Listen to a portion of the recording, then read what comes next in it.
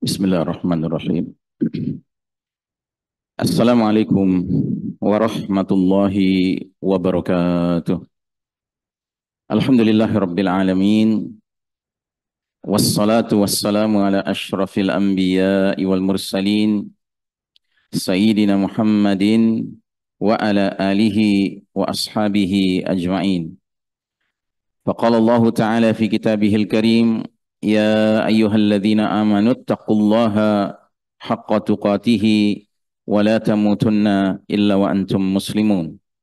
Subhanaka la ilma lana illa ma 'allamtana innaka antal alimul hakim. Amma ba'd. Hadirin jamaah rahimakumullah, alhamdulillah pagi hari ini kembali kita bersyukur Allah memilih kita menjadi hamba-hambanya yang beriman, yang mengawali hari dengan salat berjamaah, salat subuh berjamaah. Mudah-mudahan salat kita diterima Allah Ta'ala. Salawat salam sejahtera kita doakan tercurah kepada manusia pilihan, teladan kita bersama Nabiullah Muhammad sallallahu alaihi wasallam, keluarganya, sahabatnya dan para pengikutnya yang setia hingga akhir zaman, dan semoga kita termasuk umat beliau yang berhak menerima syafaatul uzmah beliau di hari berbangkit nanti. Amin ya rabbal alamin. Saudara sekalian rahimakumullah, hari ini adalah hari ke-300 semenjak 7 Oktober 2023. Semenjak pecahnya Ma'rakah Tufanul Aqsa, perang Badai Al-Aqsa di Ardul Mubarakah, di Syam, khususnya di Palestina, dan lebih khusus lagi di Gaza.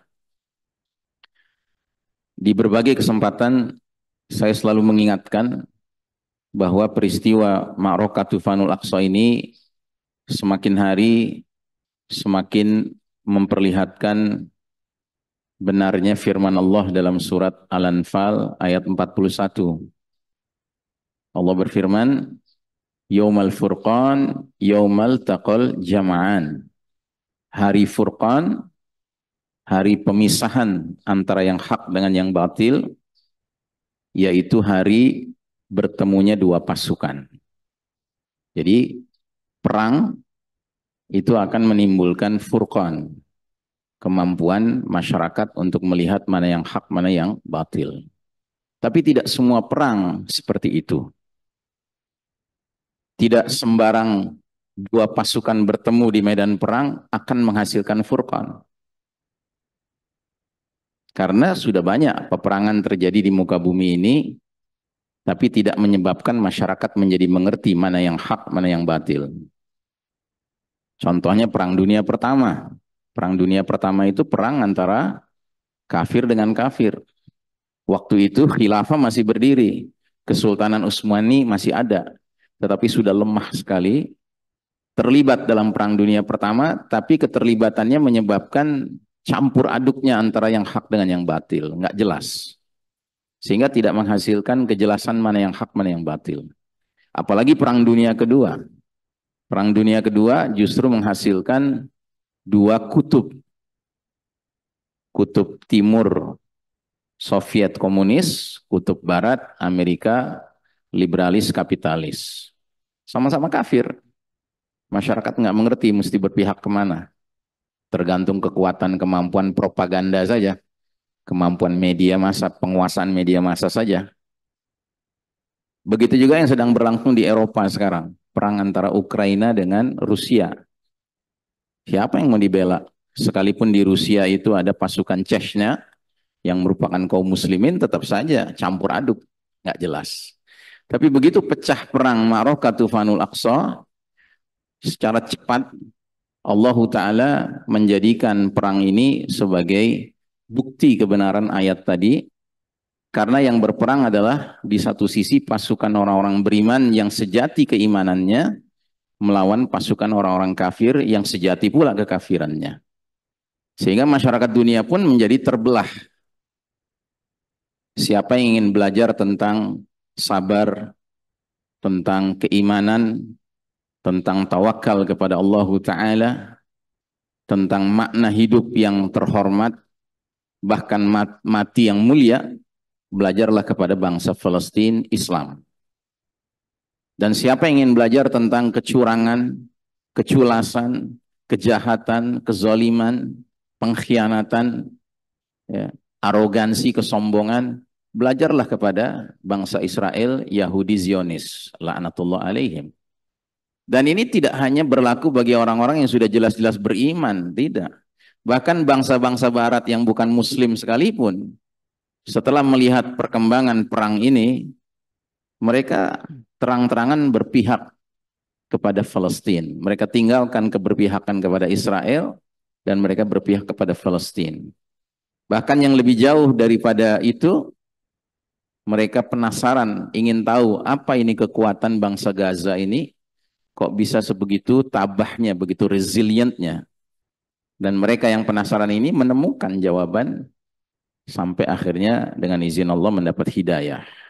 Makanya orang-orang barat sekarang yang berpihak kepada Palestina dan tidak berhenti pada berpihak pada Palestina saja, tapi ingin mengambil pelajaran dari kemuliaan warga Gaza, mereka pun memeluk Islam. Ya, makanya fenomena hujan hidayah di barat hari ini sangat luar biasa disebabkan Ma'rakatul Tufanul Aqsa ini. Makanya berkali-kali di berbagai tempat saya pun mengingatkan para mujahidin memilih istilah Ma'rakah Tufanul Aqsa, perang badai Al-Aqsa ini bukan tanpa maksud, tapi ingin mengingatkan semua pihak bahwa urusan perang kali ini bukanlah urusan memperebutkan tanah, tidak. Tetapi ini urusan menjaga kehormatan Masjidil Aqsa. Ya. Sedangkan dalam sebuah hadis Nabi pernah ditanya, ya Rasulullah, masjid manakah yang pertama kali didirikan? Nabi menjawab, Masjidil Haram di Mekkah. Selanjutnya Masjidil Aqsa di Baitul Maqdis. Dan ternyata dua masjid ini berada dalam dua posisi tanah yang berbeda. Masjidil Haram ada di Ardul Haram, di tanah yang haram. Haram itu artinya banyak hal yang diharamkan dikerjakan sembarangan di atas tanah itu. Sehingga diartikan dengan tanah yang disucikan oleh Allah Ta'ala. Dan ada jaminan dari Allah dalam salah satu ayat beliau, di dalam ayat Allah dalam Al-Quran, وَمَنْ دَخَلَهُ كَانَ آمِنًا. Barang siapa masuk ke Masjidil Haram, dia akan aman. Makanya Masjidil Haram itu diciptakan di suatu tempat yang dijamin keamanannya oleh Allah Subhanahu wa Ta'ala. Dan ini tidak hanya berlaku ketika orang-orang beriman yang menguasai Masjidil Haram. Bahkan ketika kaum musyrikin yang menguasai Masjidil Haram, sebelum Nabi berdakwah, kita tahu kisah Raja Abraha yang jahat, yang berniat menghancurkan Ka'bah. Ya, maka Abdul Muthalib, kakeknya Nabi, yang bukan muslim tentunya, musyrik, dia menyerahkan sepenuhnya kepada Allah. Ya. Dan ternyata Allah yang melindungi langsung sehingga pasukan bergajah itu menjadi ka'asfim ma'kul. Menjadi seperti apa namanya? Hancur ya. Nah, adapun Masjidil Aqsa ini berbeda. Masjidil Aqsa ini di Ardul Mubarakah, di tanah yang diberkahi oleh Allah Ta'ala. Kita harus paham, tanah yang diberkahi itu tidak serta-merta bermakna tanah yang aman, tanah yang selalu damai, tidak. Tapi keberkahan ada di situ. Makanya para ulama, para intelektual, para ahli sejarah mengatakan Masjidil Aqsa ini ada di Baitul Maqdis yang merupakan tanah yang diberkahi Allah di satu sisi, tetapi tanah di mana konflik abadi akan terus terjadi di situ. Dan kesimpulannya adalah ketika Masjidil Aqsa, Baitul Maqdis ada di tangan kaum beriman yang benar imannya, maka aman mereka yang tinggal di Baitul Maqdis, di Masjidil Aqsa. Kaum Nasraninya berhak bebas untuk beribadah, mencari nafkah, penghidupan secara normal. Kaum Yahudi pun demikian, apalagi kaum musliminnya. Tapi begitu Masjidil Aqsa, Baitul Maqdis dijajah sama pihak selain kaum muslimin, baik itu kaum Nasrani Salibi dari Eropa, apalagi kaum Yahudi sekarang, niscaya selain dari yang sedang menjajah itu teraniaya. Bahkan yang menjajah sendiri kacau balau di antara mereka. Nah, jadi saudaraku rahimakumullah, kami ingatkan sekali lagi, mari kita menjadikan Ma'rakah Tufanul Aqsa ini sebagai fokus perhatian kita. Kenapa? Karena ini qadiyah markaziyah. Ini problematika sentral. Ini problematika antara hak wal batil. Tidak boleh kita sekalipun menganggap problema Baitul Maqdis, Masjidil Aqsa dan sekitarnya itu sebagai qadiyah furu'iyah, problematika cabang atau ranting, tidak bisa. Ya, kenapa? Karena para ulama kemudian bersepakat ketika Masjidil Aqsa Baitul Maqdis di tangan kaum muslimin, maka seluruh umat Islam di seluruh dunia menjadi mulia, menjadi terhormat, menjadi merdeka. Tapi ketika di tangan selain kaum muslimin, maka kaum muslimin akan teraniaya, akan menjadi umat yang terhina, ya. Seperti yang kita alami sekarang. Nah, karenanya saya juga berulang-ulang mengingatkan, mari kita menyadari bahwa kita berhutang budi kepada warga Gaza. Mereka berada di front terdepan yang menjalankan firman Allah ayat terakhir surat Ali Imran yang berbunyi, ya ayyuhalladzina amanus biru wasabiru warabitu wattaqullaha la'allakum tuflihun. Hai orang beriman, bersabarlah kalian, lipat gandakanlah kesabaran kalian, berjaga-jagalah kalian di tepi negeri, dan bertakwalah kepada Allah. Niscaya kalian akan meraih kemenangan. Dan 4 tugas ini yang paling hebat mengerjakan sekarang adalah masyarakat Palestina, khususnya masyarakat Gaza. Kalau bicara tentang sabar, siapa yang lebih sabar dari mereka? Kalau bicara tentang melipat gandakan kesabaran, siapa yang lebih hebat melipat gandakan kesabaran? Sudah sulit makan, sulit minum, sulit mandi, sulit mencari pengobatan, sulit segala-galanya, sudah kehilangan keluarga, rumah. Tetap saja mereka tidak goyang, imannya tidak goyang. Keakrabannya pada Al-Quran tidak goyang. Begitu juga dengan ribat, berjaga-jaga di tepi negeri. Siapa yang lebih hebat ribatnya sekarang daripada ya masyarakat di Gaza? Dan berbicara tentang ribat ini, ada sebuah hadis di mana Nabi mengatakan bahwa ketika era Jabriyah wa Quswah sudah muncul, Jabriyah itu artinya era munculnya para penguasa-penguasa yang memaksakan kehendak, dan Quswah dan kerusakan sudah terjadi, maka kata Nabi, alaikum bil jihad, diwajibkan atas kalian berjihad. Wa afdalul jihad ar-ribat, dan sebaik-baiknya jihad di masa itu adalah ribat, berjaga-jaga di tepi negeri. Terus Nabi lebih lanjut lagi mengatakan, wa afdalur ribat fi Asqalan, dan sebaik-baiknya ribat pada masa itu adalah di Asqalan. Kalau kita lihat peta hari ini, Asqalan itu di luar Gaza, Pak. Asqalan itu sedikit di utara Gaza, ya. Tapi kalau kita baca sejarah, Imam Asy-Syafi'i rahimahullah, salah seorang pemimpin mazhab, dan Indonesia ini rata-rata mazhabnya Syafi'i.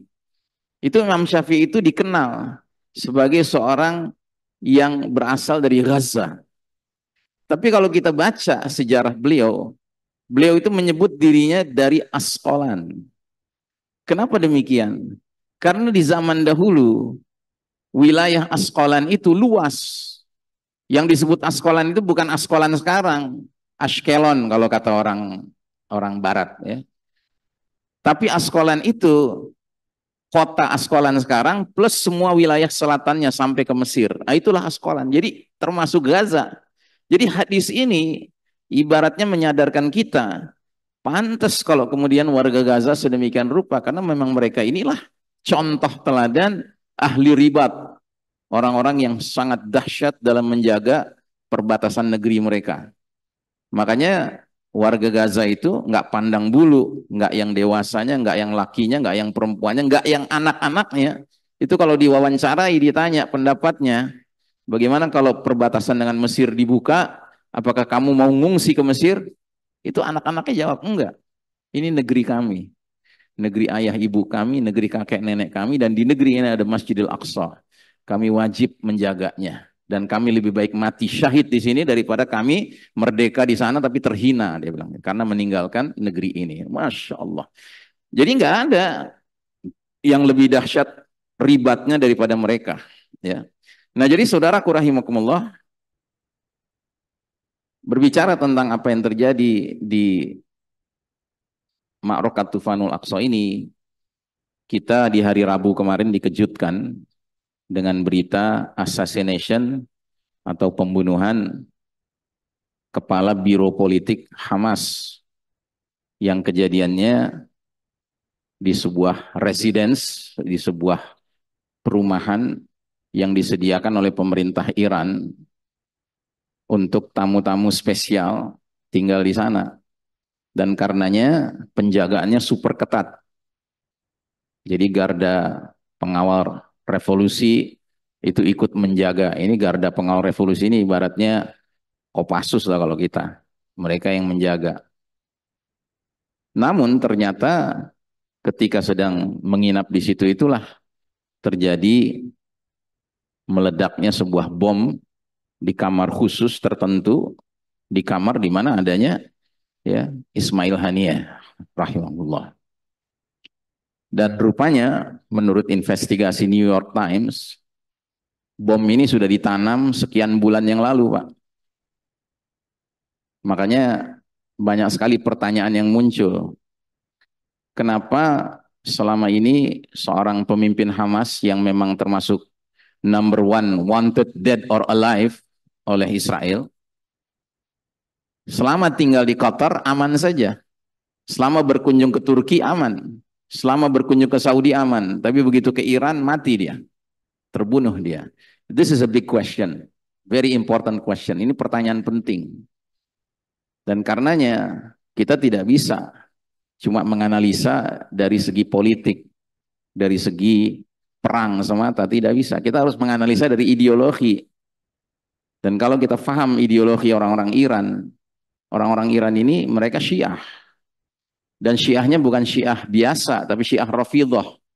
Syiah Rafidhah itu artinya Syiah yang menolak mengakui keimanan para sahabat-sahabat mulia. Lebih tepatnya mereka mengkafirkan sahabat Abu Bakar Siddiq, Umar bin Khattab, Utsman bin Affan. Ini dikafirkan karena mereka meyakini bahwa setelah wafatnya Nabi Muhammad SAW, seharusnya yang langsung menjadi khalifah pengganti beliau adalah Ali bin Abi Thalib. Dari mana gagasan ini muncul? Gagasan ini muncul dari seorang bernama Abdullah bin Saba. Abdullah bin Saba ini siapa? Abdullah bin Saba ini Yahudi Yaman yang pura-pura masuk Islam di zaman Khalifah Utsman muncul. Nah, dialah yang menyebarluaskan racun pemikiran sesat bahwa sebenarnya sebelum wafatnya Nabi ada wasiat yang Nabi sampaikan kepada Ali bin Abi Thalib, kalau aku wafat engkau penggantiku. Ternyata wasiat itu diabaikan oleh Abu Bakar, Umar dan Utsman sehingga mereka bergantian merampas hak kepemimpinan Ali bin Abi Thalib. Nah, muncullah ajaran Syiah Rafidhah, Pak. Dan Syiah Rafidhah ini mengkafirkan Abu Bakar dan Umar itu bukan pada waktu-waktu biasa, Pak. Lagi sholat mereka mengkafirkan. Jadi kalau antum lihat orang Syiah itu sholat ada tepuk-tepuk paha itu, Pak, itu sebenarnya sambil melaknat, mengkafirkan Abu Bakar dan Umar. Bukan hanya di situ, mereka sampai ke tingkat melaknat istri-istri Rasul. Aisyah radhiyallahu anha, anaknya Abu Bakar Siddiq, itu mereka cela, mereka laknat. Hafsah binti Umar bin Khattab itu mereka cela, mereka laknat. Ini sehari-hari kerjaan mereka, Pak. Lalu kita masih berpikiran bahwa antara kita dengan mereka sama. Kita masih berpikiran antara kita dengan mereka bisa sama-sama membebaskan Masjidil Aqsa. Come on. Sadarilah, ini masalah ideologis, Pak. Jadi artinya apa? Syiah Rafidhah ini produk siapa? Produk Yahudi, Pak. Sehingga bukan satu hal yang sulit untuk menyimpulkan pembunuhan Ismail Haniyeh sangat boleh jadi adalah kerjasama antara Zionis dengan Rafidhah. Ya, karena tidak mungkin kalau nggak ada orang dalam, siapa yang bisa menanam bom itu? Nggak mungkin agen-agen Mossad langsung orang Israel, nggak mungkin. Mesti ada kaki tangannya. Terus yang kedua, itu ditanam sekian bulan yang lalu, Pak. Berarti kan skenarionya adalah nanti pada tanggal tertentu ketika datang pemimpin Hamas ini, sediakan kamarnya yang itu. Ya. Di sebelah kamar Ismail Haniyah itu menginap komandan atau pimpinan Jihad Islami. Ya, faksi perlawanan Palestina yang juga hadir dalam pelantikan presiden barunya Iran. Dia mengalami goncangan di kamarnya, tapi hanya goncangan saja, nggak sampai hancur dinding kamarnya, padahal bersebelahan dengan kamar Ismail Haniyah. Artinya apa? Presisi bom itu sudah dibuat sedemikian rupa untuk menghabisi orang yang tinggal hanya di kamar itu. Makanya kalau antum lihat fotonya yang disiarkan oleh New York Times, itu gedung ada di pojokan gitu, hancur sendiri, Pak. Cuman di pojokan itu saja yang hancur. Ya. Jadi ini pekerjaan yang tingkat tinggi intelijensinya, Pak. Mudah-mudahan kita berharap para pimpinan Hamas khususnya di biro politiknya bisa ngambil pelajaran dengan kasus ini. Dan yang diantara pelajaran pentingnya adalah apa? Nggak usah lagi berkunjung ke Iran. Mau berinteraksi dengan orang Iran silakan, ya. Nah, interaksi dengan orang Iran juga banyak orang nih bertanya, kenapa kok masih ada interaksi sama orang Iran? Kan Syiah, kan Rafidhah. Ya karena inilah realitas pahit umat Islam sekarang. Umat Islam sekarang sedang dipimpin oleh Mulkan Jabariyah, penguasa-penguasa yang memaksakan kehendak mereka berdasarkan kehendak yang menguasai mereka. Nah, yang menguasai mereka siapa? Barat. Penguasa-penguasa negeri-negeri Muslim Sunni, mereka sedang dayus sekarang ini, nggak ada ghirah, nggak ada kecemburuan. Mereka lebih senang diam-diam normalisasi dengan Israel daripada mendukung Palestina terang-terangan. Karena mereka tidak mau dituduh sebagai apa namanya pendukung teroris, ya. Karena Palestina itu di mata Barat, di mata Yahudi itu teroris, ya. Dan memang Yahudi ini sangat pintar, ya. Kalau antum perhatikan ketika Perdana Menteri Netanyahu pidato di depan Kongres Amerika Serikat, kalimat yang paling pertama yang dia ucapkan adalah dunia sedang berada di persimpangan jalan, kata dia.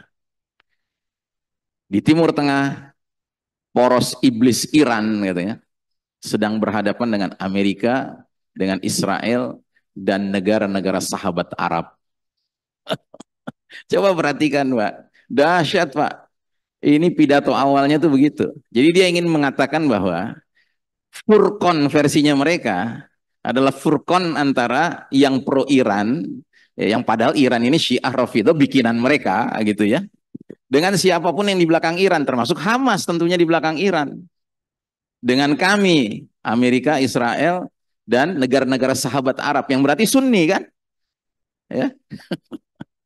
Jadi kalau kita belajar dari musuh saja, kita jadi paham, oh ini musuh lagi bikin skenario nih. Terus kita ikut dalam skenario itu, kita nganggap bahwa Iran satu tim dengan Hamas, come on. Ya nggak begitu, Pak. Yang lebih parah lagi dia bilang, this is not a clash of civilization. Ini bukan benturan peradaban. This is a clash between barbarism and civilization. Ini adalah pertentangan, benturan antara barbarisme, ya, Iran dan semua di belakang Iran termasuk Hamas, ya kan, dengan kami civilization peradaban. Ini adalah benturan antara those who glorify death and those who sanctify life. Ini adalah benturan antara masyarakat yang memuji-muji kematian dengan masyarakat yang mencintai kehidupan. Wih, keren ya. Dan saya kasih jaminan, kata si Netanyahu di depan Kongres Amerika Serikat itu, we will win, kan, kami akan menang, katanya kan. Jadi saudara rahimakumullah, kalau kita nggak paham, ya, kita memang cenderung akan ngelihat di permukaan saja, hebat ini Hizbullah nih, Lebanon Selatan, ya kan. Yang Syiah Rafidhah juga, hebat ini Yaman. Yang juga Syiah Rafidhah juga, gitu, ya. Padahal mereka lagi nyari pamor, Pak, untuk ngikutin skenario maunya Yahudi. Supaya kita semua umat Islam nggak punya rasa hormat lagi dengan saudara-saudara Muslim Sunni kita. Dimulai dengan rasa tidak punya rasa hormat pada penguasa Sunni yang memang nggak pantas dihormati sekarang ini, gitu. Cuma kan itu bukan alasan untuk kemudian kita menjadi nyebrang. Ya. Makanya saya ingat dulu pernah pimpinan di Gaza itu ditawari sama pimpinan di Iran, kami akan bangun satu rumah sakit besar di Gaza.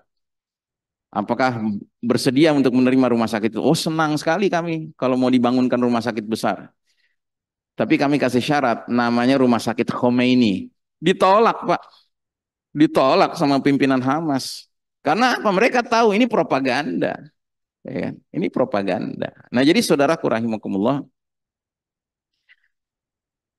Kita tidak tahu persisnya bagaimana keterlibatan Syiah Rafidhah, tapi yang jelas secara ideologis kita sadar ini ada permainan di sini, ya. Nah, jadi yang kita ingin bahas hari ini adalah dunia berduka dengan syahidnya insya Allah Abul Abd Ismail Haniyah rahimahullah. Dan yang menarik adalah kita semua banyak yang bersedih, sementara yang bersangkutan jika benar beliau syahid dan mudah-mudahan syahid, beliau sudah bergembira sekali sekarang. Persis seperti yang Allah gambarkan dalam surat Ali Imran 169 hingga 171. Allah Ta'ala berfirman, وَلَا تَحْسَبَنَّ الَّذِينَ قُتِلُوا فِي سَبِيلِ اللَّهِ أَمْوَاتًا بَلْ أَحْيَاءٌ عِنْدَ رَبِّهِمْ يُرْزَقُونَ. Janganlah sekali-kali kamu mengira bahwa orang-orang yang gugur di jalan Allah itu mati. Sebenarnya mereka itu hidup dan dianugerahi rizki di sisi Rabb mereka secara terus menerus, ya. Yurzakun itu bentuk fi'il mudhari. Fi'il mudhari itu artinya present continuous tense, artinya terus menerus dapat rezeki, nggak berhenti berhenti dapat rezeki. Farihina bima atahumullahu min fadlihi wa yastabshiruna billadzina lam yalhaqu bihim min khalfihim alla khaufun alaihim walahum yahzanun. Mereka bergembira dengan karunia yang Allah anugerahkan kepada mereka dan mereka bergirang hati atas keadaan orang-orang yang ada di belakang mereka yang belum menyusul mereka. Masya Allah Ta'ala. Jadi orang-orang yang mati syahid itu mereka bukan saja gembira untuk diri mereka yang merasakan kenikmatan mati syahid, tapi mereka bahkan berharap-harap, bergirang hati melihat mereka-mereka di belakangnya yang masih hidup di dunia dan masih terus berjuang sesuai dengan jalur perjuangan yang mereka sudah rintis, ya. Dengan harapan mereka juga akan menyusul bersama-sama berkumpul dengan mereka. Dan mereka diberikan kabar gembira juga, orang-orang yang mengikuti jejak langkah para syuhada ini diberi kabar gembira, alla khaufun alaihim walahum yahzanun. Bahwasanya tidak perlu ada rasa takut pada diri mereka dan mereka tidak perlu bersedih hati. Yastabshiruna bi ni'matin minallahi wa fadlin wa annallaha la yudhi'u ajral mu'minin. Mereka bergirang hati dengan nikmat dan karunia dari Allah dan bahwa sesungguhnya Allah tidak menyia-nyiakan pahala orang-orang mukmin. Ya, jadi adalah satu keliru besar kalau kita mengatakan orang yang mati syahid itu mati. Mereka tidak mati, justru mereka hidup. Dan hidupnya mereka lebih hidup daripada kita di dunia ini. Ya, karena ada ayat kan mengatakan wa ma hadhihi hayatid dunya illa lahwun wa la'ib wa inna ad-daral akhirata lahiyal hayawan law kanu ya'lamu. Kehidupan dunia ini tidak lain hanyalah senda gurau dan main-main saja, sedangkan akhirat itulah kehidupan yang sebenarnya seandainya mereka mengetahui. Ya, jadi kehidupan setelah dunia inilah kehidupan yang sebenarnya kalau kita mengetahui. Nah, karenanya ayat tentang mati syahid ini juga kita temukan di surat Al-Baqarah. Di surat Al-Baqarah Allah Ta'ala sampai mengatakan, wala taqulu liman yuqtalu fi sabilillahi amwatun bal ahya'un walakin la tash'urun. Janganlah kamu katakan orang-orang yang terbunuh di jalan Allah mereka itu mati. Sebenarnya mereka itu hidup, tetapi kamu tidak menyadarinya. Masya Allah Ta'ala. Sehingga ada hadis Nabi yang disampaikan oleh sahabat Anas radhiyallahu anhu, bahwasanya Rasulullah sallallahu alaihi wasallam bersabda, "Ma ahadun yadkhulul jannah yuhibbu an yarji'a ila dunya wa lahu ma 'alal ardi min syai'in illa syahid yatamanna an yarji'a ila dunya fayuqtala 10 marratin lima yara minal karamah." Artinya, tidak ada seorang pun yang sudah masuk surga, jannah, lalu ingin kembali ke dunia untuk memperoleh sesuatu yang ada di dunia ini, kecuali orang yang mati syahid. Jadi semua orang kalau udah sampai di jannah nggak ada pikiran pengen balik lagi ke dunia, kecuali orang yang mati syahid. Dia berharap kembali ke dunia sehingga terbunuh kembali sebagai syahid sampai 10 kali. Karena apa yang dia rasakan, yang dia alami dari kemuliaan mati syahid itu. Masya Allah Ta'ala. Ya, jadi cuma satu golongan manusia yang udah sampai jannah pengen balik ke dunia. Semua manusia kalau udah sampai jannah nggak ada yang mikir balik ke dunia. Kecuali orang mati syahid. Karena kemuliaan mati syahid itu sampai dia berharap kematian dia itu diulang-ulang sampai 10 kali. Masya Allah. Berlawanan sekali ya dengan orang yang putus asa di dunia ini. Lalu sedemikian putus asanya, ya, jatuh mentalnya sampai melakukan suicidal action, tindakan bunuh diri. Ya, orang yang melakukan bunuh diri, Pak, dia itu nanti siksaannya di neraka adalah melakukan bunuh diri itu berulang-ulang, Pak. Nauzubillah min dzalik. Itu siksaannya mengerikan sekali. Tapi sebaliknya orang yang mati syahid justru berharap kematian syahid dia itu diulang lagi, diulang lagi. Ya, jadi kayak Ismail Haniah itu jika beliau syahid, mudah-mudahan memang syahid, beliau tuh ingin dibom lagi di ruangan tersebut. Gitu.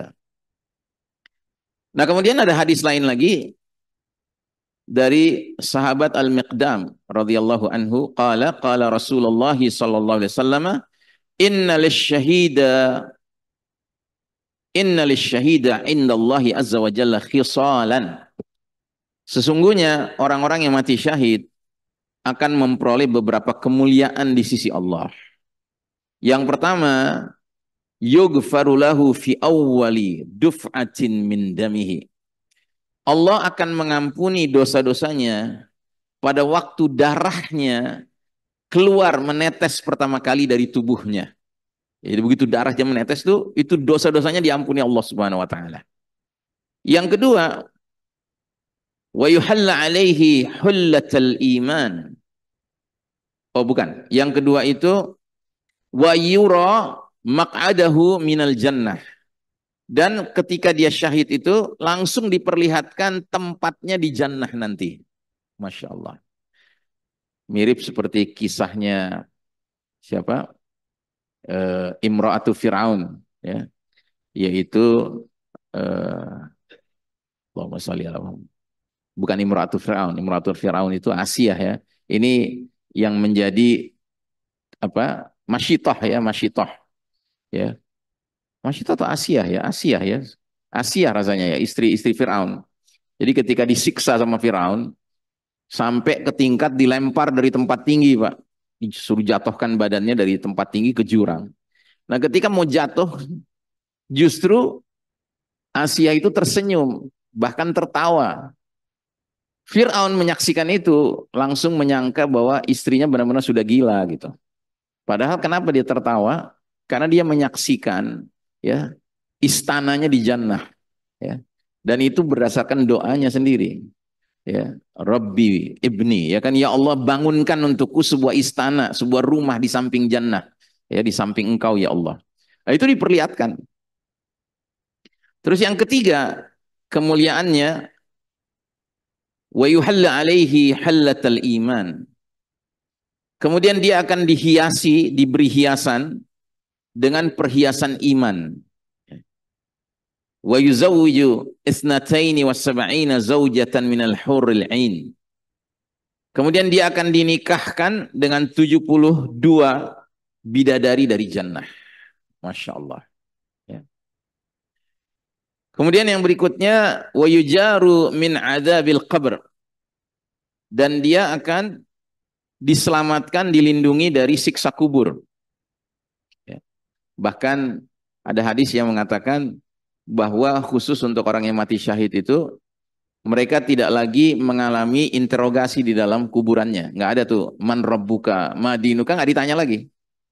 Ya. Sahabat bertanya, kenapa bisa demikian? Ya karena dia sudah mengalami yang namanya rasa takut menghadapi kilatan pedang.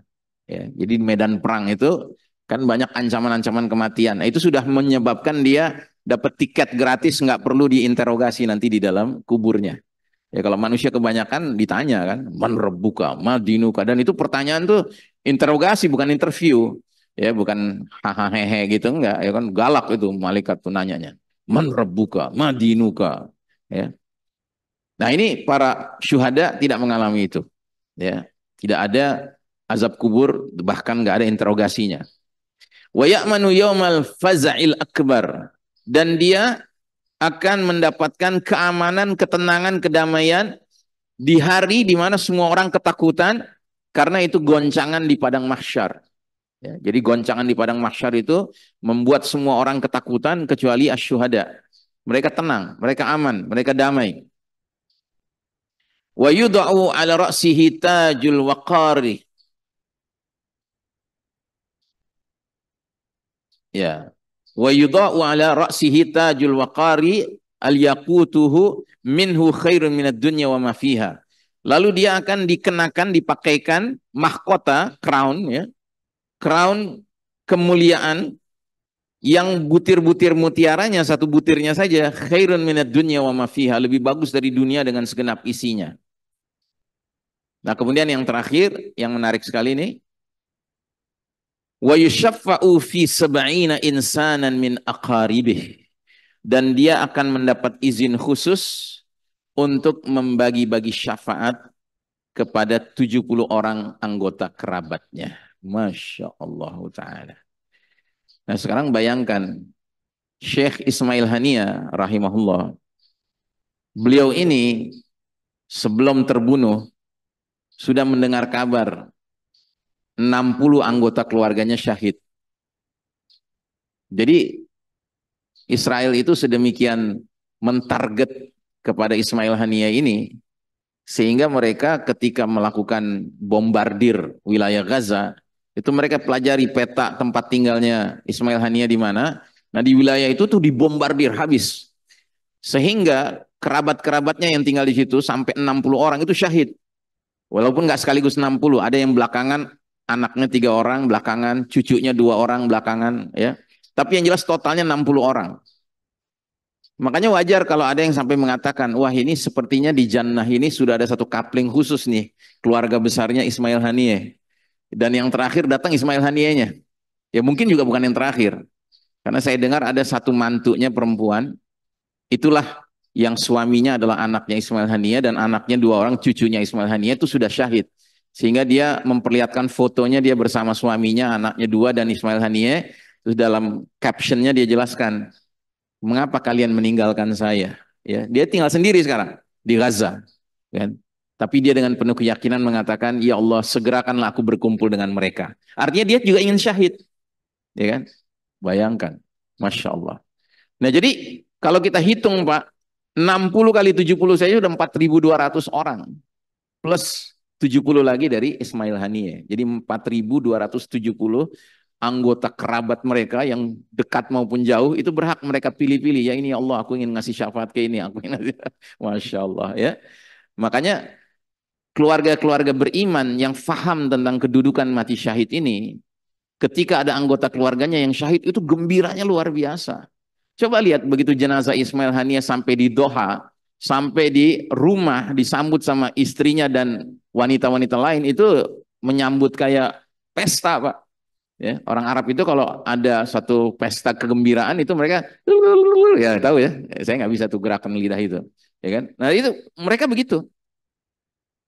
Dan saya ingat tuh ada video memperlihatkan istrinya Ismail Haniyeh itu ya mengusap-usap peti jenazahnya Ismail Haniyeh sambil mengatakan, ya Habibi, wahai kekasihku, anta sanadi fid dunya wa fil akhirah. Engkaulah pendukungku di dunia dan pendukungku di akhirat. Masya Allah ya. Jadi dia merasakan gitu, dia menghayati bahwa nanti suaminya ini berhak ngasih dia syafaat. Ya gimana nggak gembira gitu, ya kan? Makanya orang-orang di Gaza itu mereka tuh rata-rata udah paham tentang konsep mati syahid ini, Pak. Kalau kita masih banyak yang nggak ngerti, Pak. Sehingga membayangkan orang mati kok seneng sih, kok gembira sih. Ya gimana nggak gembira, Pak? Asalkan matinya di jalan Allah. Makanya di kalangan mujahidin di Palestina itu, syiar mereka yang terus mereka saling pompa satu sama lain semangatnya, itu selalu dengan 5 kalimat, Pak. Allahu ghayatuna, Allah tujuan hidup kami. Wa rasul qudwatuna, dan Rasul adalah panglima kami, teladan kami, contoh bagi kami. Wal Qur'anu dusturuna, Al-Quran itu konstitusi kami, undang-undang dasar kami. Wal jihadu sabiluna, jihad itulah jalan hidup kami. Wal mautu fi sabilillah asma amanina. sedangkan mati di jalan Allah itulah cita-cita tertinggi kami. Masya Allah ya. Itu sudah menjadi apa namanya slogan sehari-hari ya. Makanya orang kafir itu nggak bisa paham, Pak. Orang kafir nggak bisa paham. Mereka cuma pahamnya, ah sudah pimpinan Hamas sudah mati, udahlah bentar lagi bubar nih perjuangan. Enggak, Pak. Ya, bagi orang beriman, seperti yang tadi disebutkan Allah di surat Ali Imran 170, ya. Orang-orang yang syahid itu bergembira dengan karunia yang Allah anugerahkan kepada mereka dan bergirang hati atas keadaan orang-orang di belakang mereka yang belum menyusul mereka. Masya Allah. Jadi kita ini kalau menyadari adanya kafilah syuhada, kafilah orang-orang yang mati syahid, kita tuh ibaratnya ingin daftar gitu, masuk ke dalam kafilah itu. Ya, karena apa? Karena ini orang-orang yang sangat luar biasa. Ya, cuma ada satu problem yang kita harus waspadai. Karena Nabi pernah mengatakan dalam sebuah hadis, orang mati syahid itu udah dijamin lah surga kecuali yang berhutang. Nah, ini hutang. Ya, hutang ini selalu bisa menjadi masalah. Ya, makanya kita harus menjadi umat yang terbiasa tidak berhutang. Ya, sementara hari ini justru dunia ini berjalan dengan hutang, Pak. Ya, semua orang merasa kalau dia bisa berhutang dengan bank itu kan sukses dia dipercaya sebagai seorang pengusaha, sebagai pebisnis. Padahal hutang itulah yang akan menyebabkan bergantungnya, tergantungnya ya orang yang sebenarnya bisa dapat hak syahid menjadi tidak bisa dapat hak syahid. Ya. Nah jadi saudaraku rahimakumullah, di dalam kitab Ar-Ruh karya Ibnul Qayyim Al-Jauziyah itu ada pembahasan tentang orang beriman kalau mengalami kematian, maka ruhnya itu akan dipertemukan Allah dengan ruh sesama orang beriman lainnya. Dan dia akan disambut. Ya, dia akan disambut. Dan dia akan melihat wajah-wajah orang-orang yang dia kenal, baik kerabatnya, keluarganya, maupun tetangganya, maupun orang-orang yang dia kenal lah. Ya. Kemudian dia akan disambut. Dan dia akan ditanya, bagaimana kabar si ini, bagaimana kabar si itu yang masih hidup di dunia. Ya kan? Dan kalau dia memberi kabar bahwa oh si fulan dia alhamdulillah dia rajin sholat 5 waktu, dia rajin hadir di ta'lim bla bla bla. Nah, itu akan menyebabkan ruh-ruh di sana tuh senang mendengar kabar itu. Tapi kalau mendengar kabar oh si fulan dia sekarang oh aduh sayang dia sekarang udah berkhianat, dia ngunjungin presiden Israel segala macam gitu ya. Itu wah, itu ruh-ruh itu langsung merasa sedih gitu. Nah, udah selesai dia diwawancara nanti dia yang nanya kepada ruh-ruh itu. Si fulan mana? Ah ini dia si fulan. Oh, senang sekali dia ketemu. Tapi begitu dia tanya si fulan yang sudah meninggal, wah dia nggak di sini. Ternyata dia di kumpulan yang lain, di ruh yang celaka, ruh-ruh yang merugi. Ya. Nah apalagi orang-orang yang mati syahid. Ya. Sehingga kita boleh bersangka baik ya, bahwa Ismail Haniah sekarang ini sudah berkumpul dengan Ahmad Yasin, ya kan? Sudah berkumpul dengan Abdul Aziz Rantisi, ya kan? Pimpinan-pimpinan Hamas yang sudah dibunuh juga oleh Israel, ya. Termasuk dengan Yahya Ayyash, ya. Bahkan sudah ketemu dengan mujahid yang mati syahid yang sekarang namanya dijadikan nama batalion, ya, yaitu batalion Izzuddin Al-Qassam. Karena Izzuddin Al-Qassam ini syahidnya sekian puluh tahun yang lalu, ya. Orang-orang seperti Ismail Haniah jelas nggak ketemu dengan Izzuddin Al-Qassam, tapi boleh jadi sekarang sudah dipertemukan, ya, karena memang mereka berkumpul. Al arwahu junudun, kata Nabi, ruh-ruh manusia diciptakan kayak prajurit berbaris. Fama ta'arafa minha talaf, mana-mana yang saling kenal sesuai dipertemukan. Wa ma tanakara minha ikhtalaf, mana-mana yang saling mengingkari dipisahkan, ya. Makanya kita tidak boleh mempunyai sikap yang salah terhadap orang-orang yang mati syahid. Ya, jangan sampai orang mati syahid justru kita cela, kita anggap sebagai seorang yang wah matinya nggak beres nih begitu ya. Hati-hati Pak, karena itu bisa menyebabkan ruh kita nggak bertemu dengan ruh orang-orang yang sesungguhnya di mata Allah wa hasuna ulaika rafiqah, mereka inilah sebaik-baiknya teman sebenarnya, ya. Baik, saya kira ini yang bisa kami share pada pagi hari ini. Mudah-mudahan apa yang kami sampaikan ini bermanfaat dunia akhirat untuk kita bersama. Dan tentunya kembali kami ingatkan, marilah kita masukkan dalam daftar doa kita saudara-saudara kita yang sedang berjuang di Ardul Mubarakah, baik yang masih hidup maupun yang sudah wafat. Kita doakan mereka mendapatkan nikmat mati syahid, ya, karena ini adalah kenikmatan yang sangat luar biasa. Tadi sudah kita bacakan kemuliaan-kemuliaannya dari Nabi SAW. Dan tentunya kita semua juga berharap semoga kita mendapatkan kematian di jalan Allah Subhanahu wa Ta'ala. Saya akhiri wasallallahu ala nabiyina Muhammadin wa ala alihi wa sahbihi ajmain walhamdulillahi rabbil alamin. Hafiz, ini ada tanya jawab nggak? Ada yang mau bertanya? Fadal. Baik, kalau tidak ada, kita akhiri saja majelis kita dengan kafaratul majelis. Subhanakallahumma wa bihamdika. Asyhadu an la ilaha illa anta. Astaghfiruka wa atubu ilaik. Walhamdulillahi rabbil alamin. Wassalamualaikum warahmatullahi wabarakatuh.